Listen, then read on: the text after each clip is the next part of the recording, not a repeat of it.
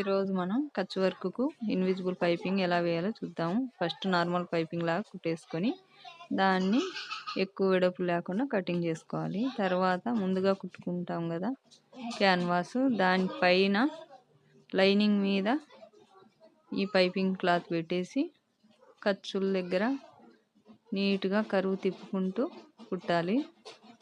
ఖర్చు ఎంతవరకు ఉంటే అంతవరకు. ఖర్చు కొంచెం వెడల్పు ఎక్కువగా పెట్టుకుంటే ఈ కరువు నీట్గా తిరుగుతుంది.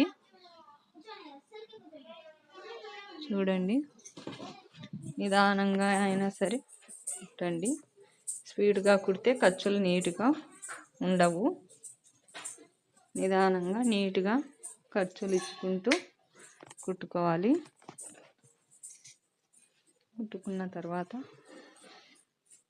ముందుగా వెనక సైడ్ది లైనింగ్ క్లాత్ జాయింట్ చేసుకొని ఉంటాం కదా, దాని మీద మధ్యలో పెట్టేసి జాయింట్ చేసుకోవాలి.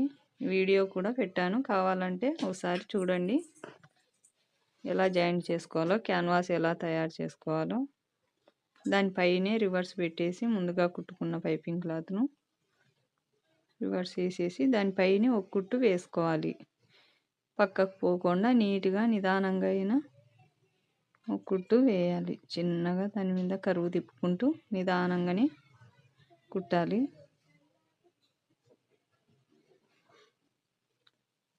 కుట్టిన తర్వాత పై క్లాత్ అంతా మధ్యలో క్లాత్ ఉంటుంది కదా, దాన్ని రౌండ్గా కట్ చేసుకుంటే ఖర్చులు కుట్టుకోవడానికి కట్ చేసుకోవడానికి ఈజీగా ఉంటుంది.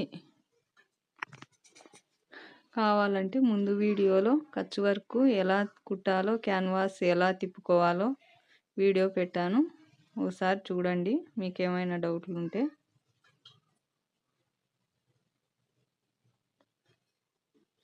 కరువు తిప్పుకుంటూ మధ్యలో ఖర్చు ఉంటుంది కదా, అక్కడి వరకు ఖర్చులు పెట్టుకుంటూ క్లాత్ ఎగస్ట్రా ఏం లేకుండా కట్ చేసుకోవాలి. నీట్గా కట్ చేసుకున్న తర్వాత దాన్ని తిరగదిప్పుకోవాలి. తిరగదిప్పిన తర్వాత చూడండి ఇన్విజిబుల్ పైపింగ్ ఎంత నీట్గా వచ్చిందో.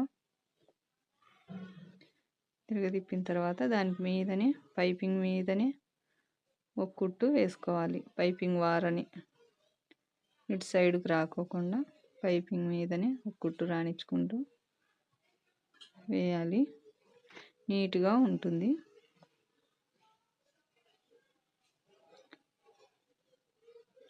చూడండి ఎంత నీట్గా వచ్చిందో ఖర్చు వర్క్.